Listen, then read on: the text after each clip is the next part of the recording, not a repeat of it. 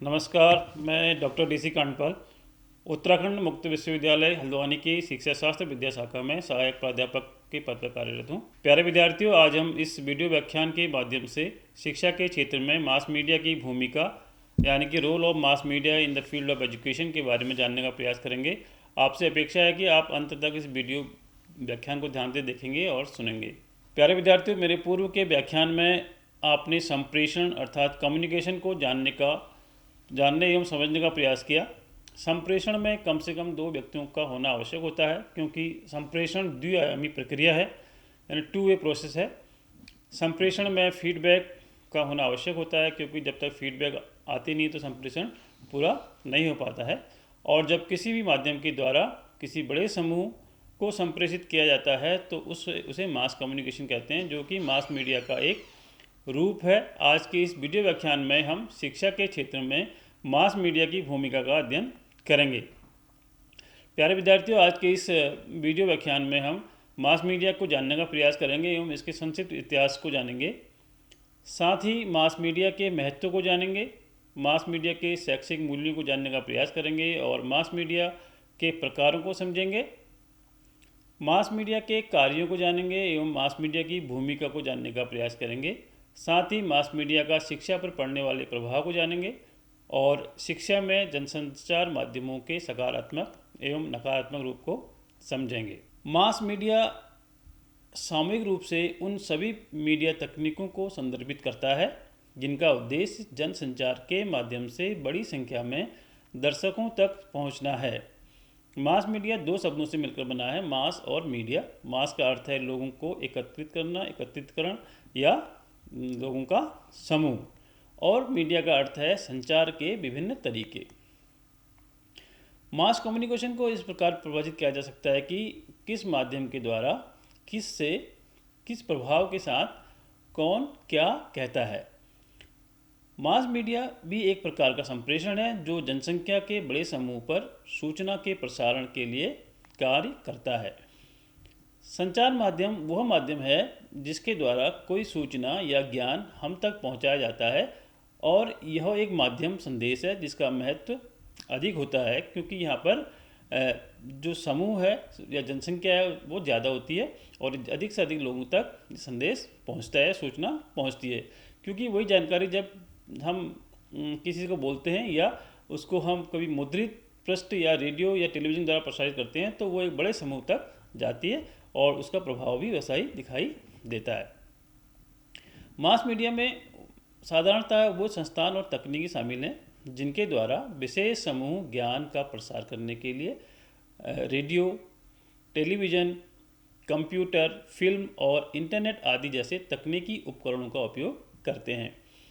Mass media सामान्य और विशिष्ट दोनों प्रकार के दर्शकों तक सूचना और अवधारणाओं और विचारों के हस्तांतरण के लिए एक उपकरण का कार्य करता है। अब हम इसके विकास पर चर्चा करेंगे कि मास मीडिया का विकास कैसे हुआ। एक संक्षिप्त रूप से मास मीडिया के विकास को जानेंगे कि अभी तक जो ज्ञात है वो पहली दिनांकित मुद्रित पुस्तक यानी जिस पर तारीख पड़ी हुई है तो वो है डायमंड सूत्र, और जिसे चीन ने 868 ईस्वी में मुद्रित किया था। हालांकि यह स्पष्ट है कि पुस्तकें पहले भी मुद्रित की जाती थी। मूवेबल क्ले टाइप का आविष्कार चीन में 1041 में हुआ था और सबसे पहला मुद्रित मास मीडिया संभवतः लगभग 1400 ईस्वी में यूरोपीय पॉपुलर प्रिंट था और इसका उत्पादन बड़ी संख्या में किया गया था। इसके अतिरिक्त भी अन्य देशों में मुद्रण का कार्य आरंभ हो चुका था। अब जो प्रिंट मीडिया है इसके अंतर्गत पुस्तकें, पर्चा, समाचार पत्र, पत्रिकाएं, पोस्टर आदि आते हैं। उनका विकास 15वीं शताब्दी के उत्तरार्ध से आरंभ हुआ था और ये क्रम 19वीं शताब्दी के उत्तरार्ध तक चलता रहा, और उसके बाद 19वीं शताब्दी के उत्तरार्ध में रिकॉर्डिंग, ग्रामोफोन रिकॉर्ड, चुंबकीय टेप, कैसेट्स, कार्टेज, सीडी और डीवीडी का विकास हुआ।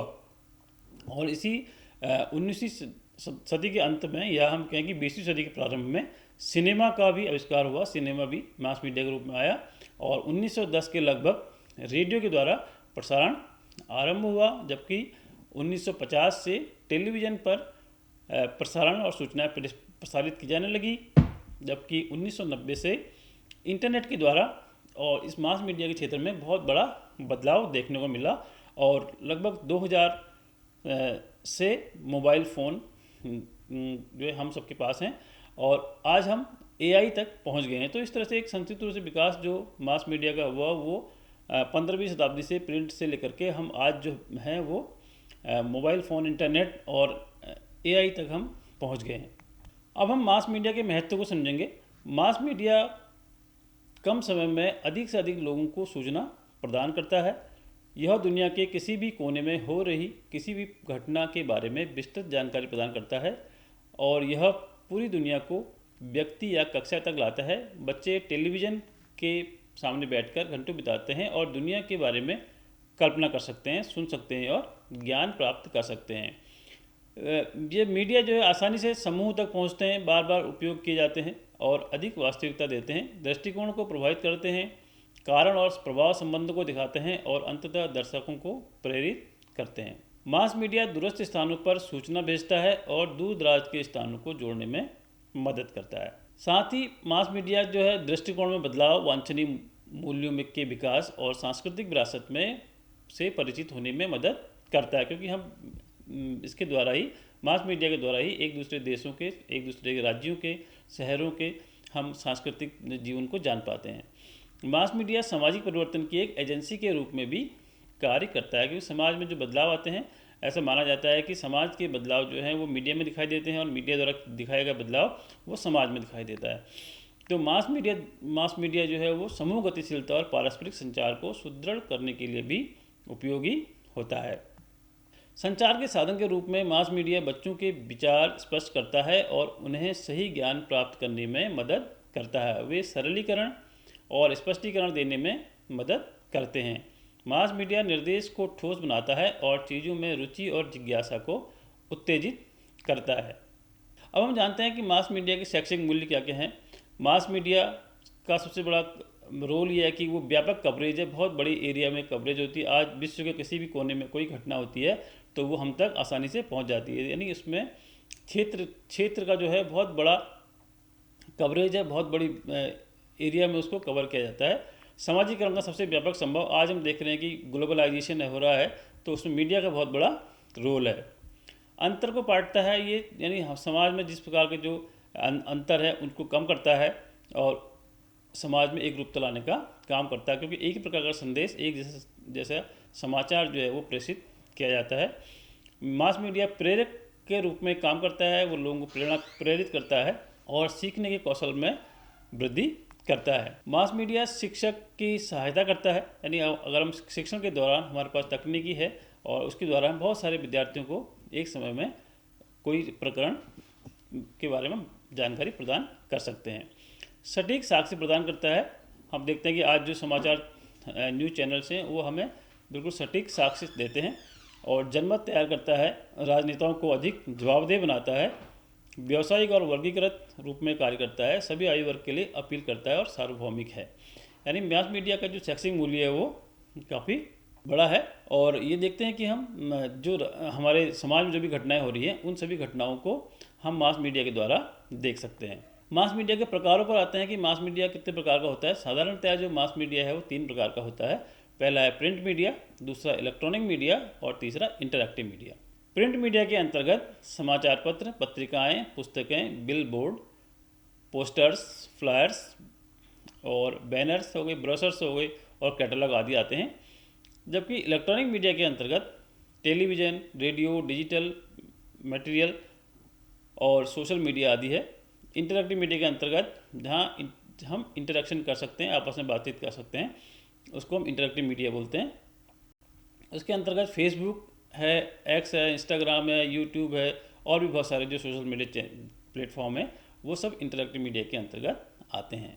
मास मीडिया का जो प्रमुख कार्य है वो है सूचित करना, शिक्षित करना और मनोरंजन करना, यानी सूचनाएं प्रदान करना और लोगों को शिक्षित करना और साथ ही मनोरंजन प्रदान करना।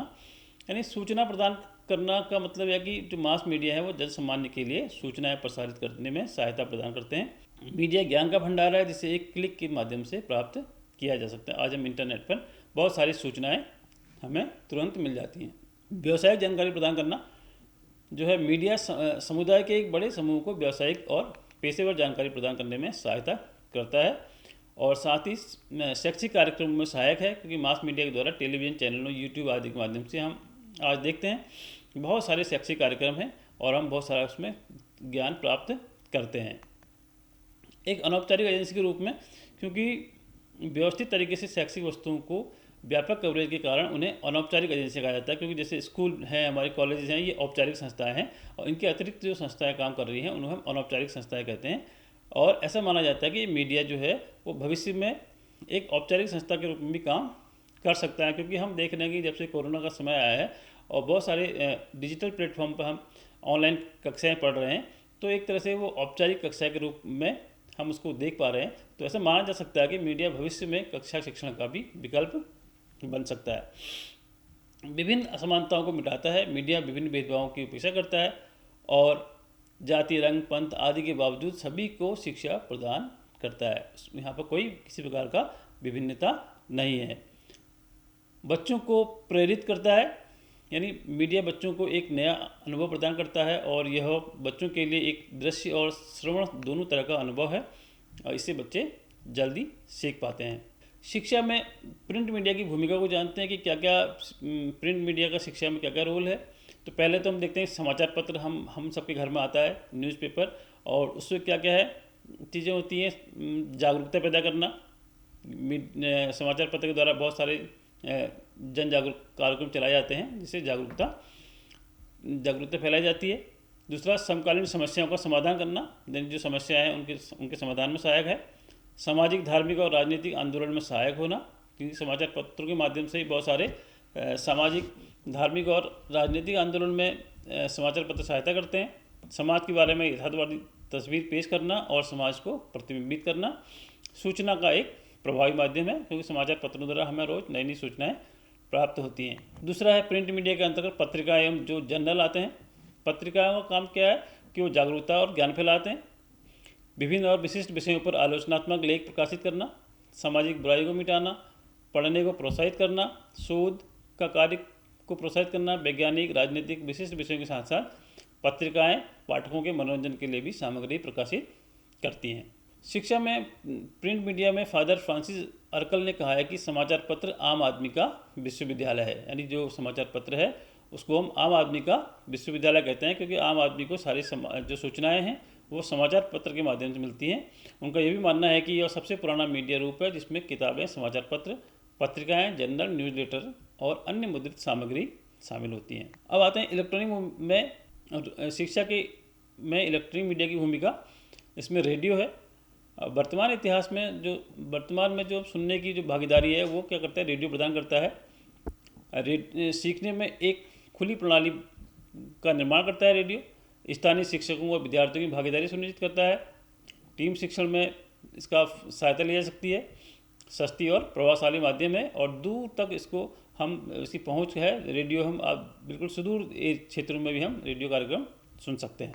टेलीविज़न का आज बहुत बड़ा रोल है इलेक्ट्रॉनिक मीडिया के रूप में, क्योंकि हम सारे जो समाचार हैं, ज्ञानवर्धक प्रोग्राम हैं या मनोरंजन के कार्यक्रम हैं, हम सब क्या टेलीविज़न के द्वारा देखते हैं, सुनते हैं। तो इसका प्रत्यक्ष प्रोत्साहन की उपलब्धता है। शिक्षण अधिगम में निरंतरता है।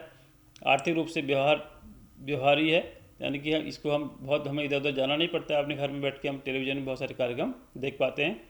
और बहुत सारे जो शिक्षक हैं जिन तक हम पहुंच नहीं पाते हैं, शिक्षक हमारे तक नहीं पहुंच पा रहे हैं, उनकी व्याख्यान हम दूरदर्शन या टेलीविज़न के माध्यम से सुन पाते हैं।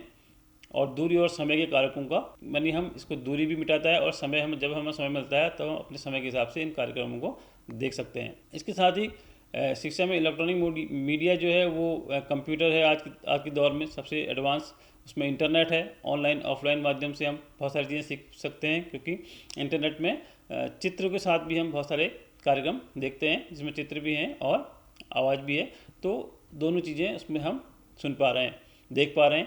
लचीलापन है, पहुंच और सुविधा इंटरनेट के द्वारा हम आज कहीं भी बैठ करके हम किसी भी कार्यक्रम किसी भी से जुड़ सकते हैं।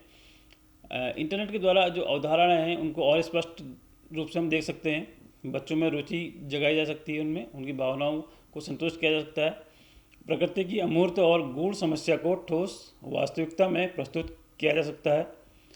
यात्रा लागत और समय की बचत है इसमें, क्योंकि आपको कहीं जाना नहीं है और आप समय भी इससे आपका समय भी बचता है। सीखने की सामग्री प्रदान करता है इंटरनेट, आपको बहुत सारे आज उसमें सूचनाएं अवेलेबल हैं। बच्चों की कल्पना पर कार्य कर सकता है और ई लर्निंग इसका सबसे बड़ा उदाहरण है।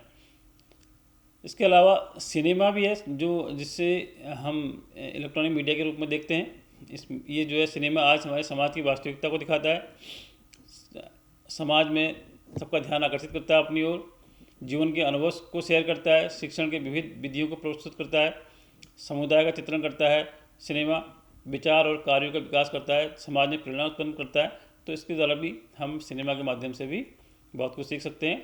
और टेलीविज़न के बारे में हम जानते हैं कि टेलीविज़न तो एक आज की तारीख में बहुत ही आवश्यक है, जो जिसमें ऑडियो और विजुअल दोनों तरह के कार्यक्रम हम देख पाते हैं। टेलीविज़न कार्यक्रम के द्वारा बच्चों को हम चिड़ियाघर, पुस्तकालय और किताबों के संग्रहालय, बहुत सारे स्थानों पर उनको व्यक्तिगत जहाँ वो नहीं जा सकते हैं उन स्थानों पर उनको दिखा सकते हैं, शैक्षिक वीडियो दिखा सकते हैं।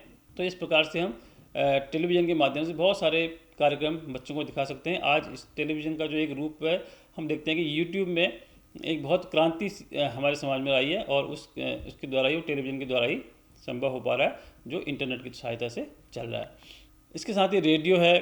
रेडियो शिक्षा में सूचना प्रसारित करने, निर्देश देने और मनोरंजन के लिए इस्तेमाल किया जाने वाला एक शक्तिशाली जन माध्यम है। रेडियो में दुनिया को एक कक्षा में लाने की शक्ति, यानी आज हम देखते हैं कि रेडियो कार्यक्रम है तो पूरे दुनिया में अगर कोई कार्यक्रम चल रहा है तो एक साथ सुना जा सकता है। इसके अतिरिक्त आज जो एडवांस सबसे जो एडवांस है वो है मोबाइल डिवाइस। मोबाइल डिवाइस के आगमन से छात्रों को बहुत सारी सुविधाएं मिली हैं, उनको सीखने के तरीकों में बदलाव आया है। छात्र अपने सभी नोट्स मोबाइल में नोट कर सकते हैं, उससे पढ़ाई कर सकते हैं, उससे किसी भी स्थान पर वो अपने लेक्चर्स को सुन और देख सकते हैं। तो ये मीडिया का एक प्रभाव है जो हम शिक्षा में देख सकते हैं कि मोबाइल इंटरनेट के द्वारा भी हम पूरा जो ग्लोब है उसको अच्छे से जान सकते हैं। और बच्चों और युवाओं में शैक्षिक जानकारी तक पहुंच प्रदान करने के लिए इंटरनेट बहुत महत्वपूर्ण है। और आज की तुलना में एक विशाल हम घरेलू पुस्तकालय के रूप में की जा सकती है कि इंटरनेट एक हमारे घर में एक ऐसा लाइब्रेरी है जिसको हम कभी भी एक्सेस कर सकते हैं। इंटरनेट के द्वारा किसी तरह का कोई भेदभाव नहीं है, लिंग, जाति, आयु, भौगोलिक स्थान, भाषा या किसी तरह का भी विकलांगता की परवाह किए बिना इंटरनेट सभी को समान रूप से शिक्षा का अवसर प्रदान करता है। अब हम देखते हैं कि शिक्षा में मीडिया के क्या क्या सकारात्मक प्रभाव पड़े हैं, क्योंकि एक सिक्के के दो पहलू होते हैं, उसमें एक कुछ अच्छाइयाँ कुछ बुराइयाँ दोनों होती हैं। तो पहले हम सकारात्मक प्रभाव को देखते हैं कि शिक्षा में मीडिया के सकारात्मक प्रभाव कौन कौन से हैं। पहला है कि बड़ी आबादी तक अपेक्षाकृत कम समय में सूचना का प्रसार करता है, क्योंकि बहुत ज़्यादा बड़े पॉपुलेशन में हम मीडिया के द्वारा सूचनाएं प्रसार कर सकते हैं। संपूर्ण विश्व को एक व्यक्ति या कक्षा के लिए सुलभ बनाने की शक्ति है मीडिया में। मीडिया कोई भी कार्यक्रम है तो वो एक साथ विश्व के लोग देख सकते हैं उसको। मास मीडिया निर्देशों को ठोस बनाता है और चीज़ों में रुचि जगाता है और उत्सुकता भी उत्पन्न करता है। बेहतर शिक्षा का विकल्प है और दूरस्थ शिक्षा में बहुत ज़्यादा उपयोगी है। और इसके अतिरिक्त ये लोगों को आपस में जोड़ता है। आज हम देखते हैं कि हम अपने व्हाट्सएप ग्रुप के द्वारा बहुत सारे समूह में जुड़े हैं, हम सूचनाओं के द्वारा जुड़े हुए हैं, हम विभिन्न पाठ्यक्रमों के द्वारा जुड़े हुए हैं, तो हम आपस में जुड़ते हैं। इससे मीडिया हमें दुनिया भर के लोगों से जुड़ने में सक्षम बनाता है। इस प्रकार हम दुनिया भर के में कहीं भी अपनी सुविधा अनुसार सभी जरूरी जानकारी प्राप्त कर सकते हैं। उदाहरण के लिए ऑनलाइन व्याख्यान, ऑनलाइन चर्चाएँ हैं, ब्लॉग्स हैं, ये सब विभिन्न क्षेत्रों के लोगों से संपर्क करना संभव हो पाता है। तत्काल समाधान किया जा सकता है मीडिया के द्वारा। उचित मीडिया के उपयोग से हम समस्याओं का समाधान बहुत तेज़ी से और अधिक सटीकता से कर सकते हैं।